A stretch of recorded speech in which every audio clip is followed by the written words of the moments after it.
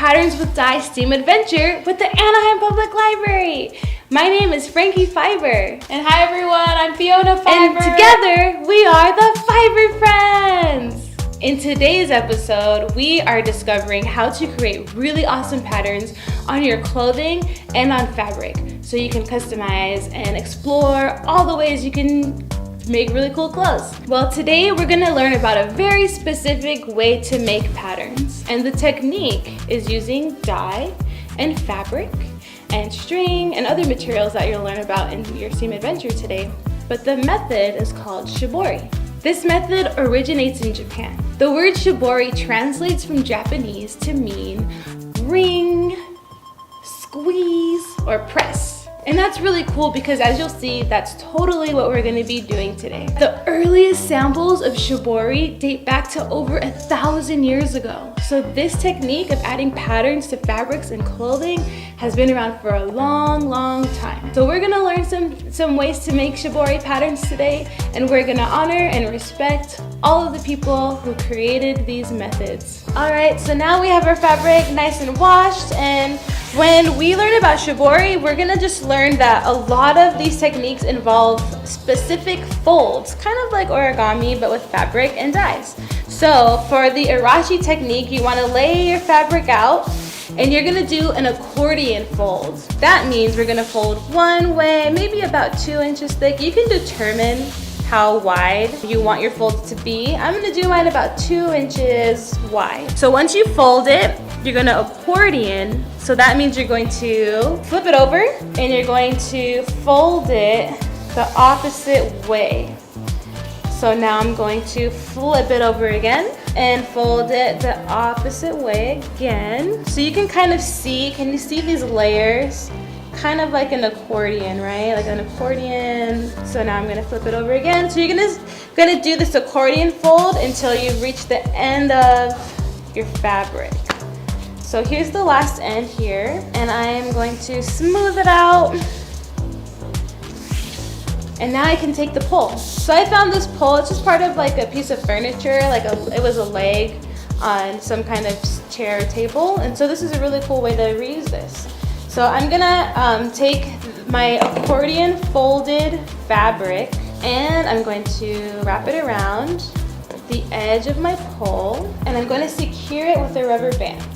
So since I'm not using the dyes right now, I'm actually just gonna take my glove off and secure the end here with the rubber band.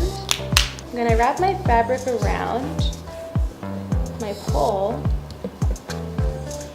kind of like in a spiral, all the way up until it reaches the end. So now that my fabric's reached the end, I'm going to take another rubber band and secure the other side down as well. All right, so you can see here we have both ends secured and our fabric is accordion folded and wrapped around our pole. And did you notice my fabric is green? So I am experimenting with over dyeing again. If you've seen part 1 of our STEAM adventure, you'll remember when I over dyed the blue t-shirt with tie-dye. So now that we have this all set up, we're actually gonna scrunch down our fabric as scrunched up as it can be, just like that. And we're pretty much ready to dip it in the dye. All right, so now we're ready to dunk in our Arashi Shibori method. So here's our tub of dye, and I'm just gonna plop it in here like that. So as you can see, our tub isn't quite big enough to fit the pole. This is a very common problem in this pole wrapping technique. So if you have a cooking pot, that would for sure be an exceptional way to dye this method, but I don't have one of those, so I have a cup. So what you can do is ladle on the dye, kind of twist it around and add the color that way.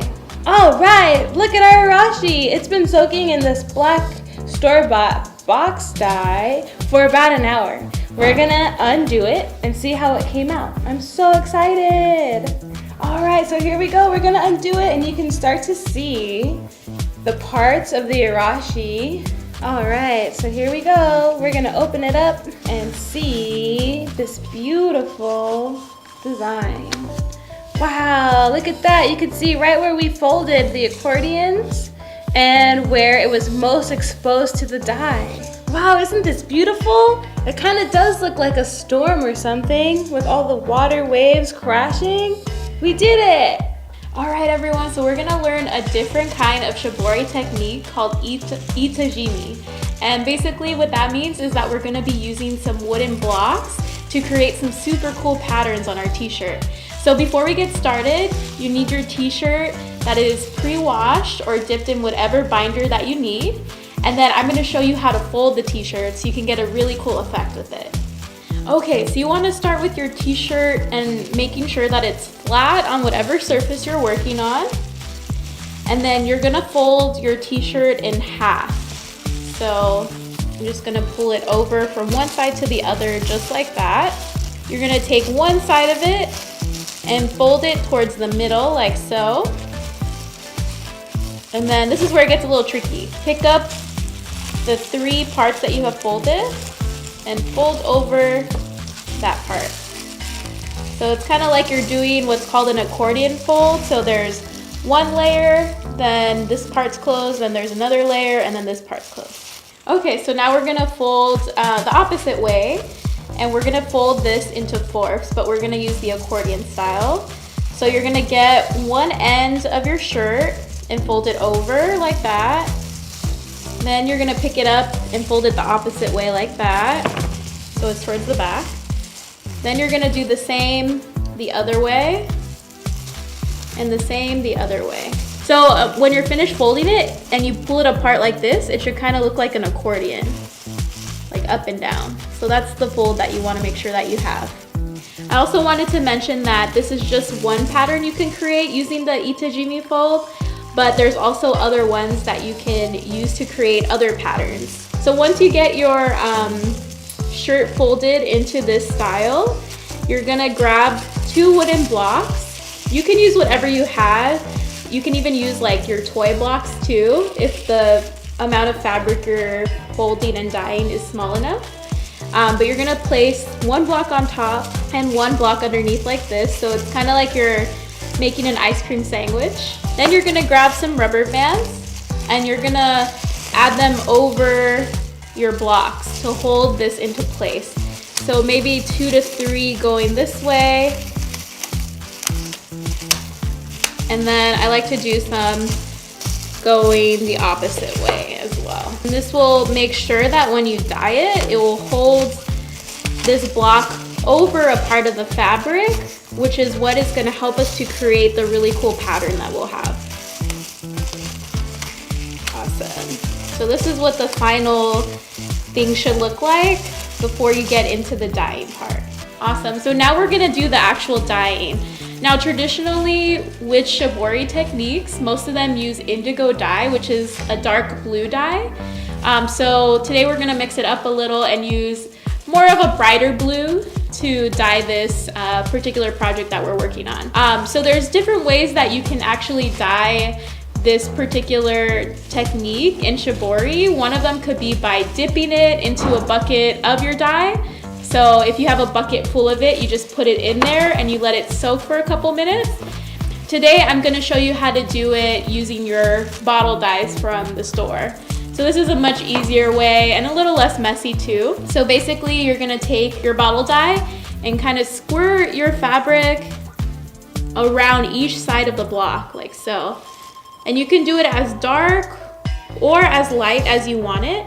So just go ahead and keep squeezing around and you can cover as much as you want. I personally like to cover more of the t-shirt because then whatever areas are white, they'll show out a little bit brighter when you're finished. It's always a surprise. You never know quite how it's gonna look with this technique because everything's hidden under the blocks.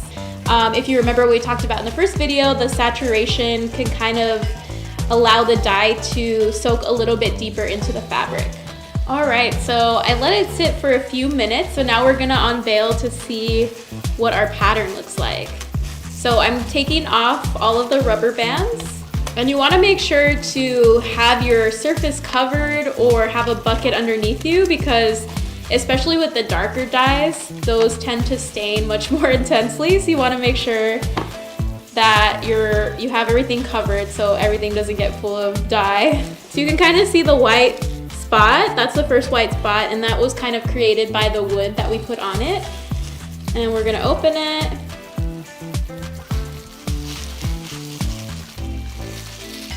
Awesome, look how cool our shirt looks. So this is one that is kind of creating a little bit of grids on the shirt. But if you fold it instead of a square, if you fold it like triangles, the pattern will change that's in the middle. So this is just one technique one version of the Itajimi technique. All right, everyone, so we're gonna learn another technique called Kanoko. And to do the Kanoko technique, you need your dye, you need your t-shirt that's pre-washed and added with your binder if you're using one, and then you need a piece of string to wrap it. So basically with this technique, you're gonna take your t-shirt. It's easy to put like one hand underneath it and one hand on top, and you're gonna kind of make a center point with your finger and pull the shirt up like that. I like to think of it as like a little ghost line, or just like kind of like a mop head. So once you have it like this, you're gonna hold it and kind of make it into like a bundle, like so. Then you're gonna grab your string and you're gonna wrap it around your piece of fabric. So just go ahead and use one end, and on the one end I put a little knot so that way it will hold into place. And then you're gonna get your string and wrap it around. So I like to do it pretty randomly because I feel like the more you wrap it and the tighter you wrap it, it kind of creates more of a distinct pattern. So just continue to wrap it, and if for some reason your string's too long and you need to cut it, you can always like knot the pieces together so it's a little bit easier.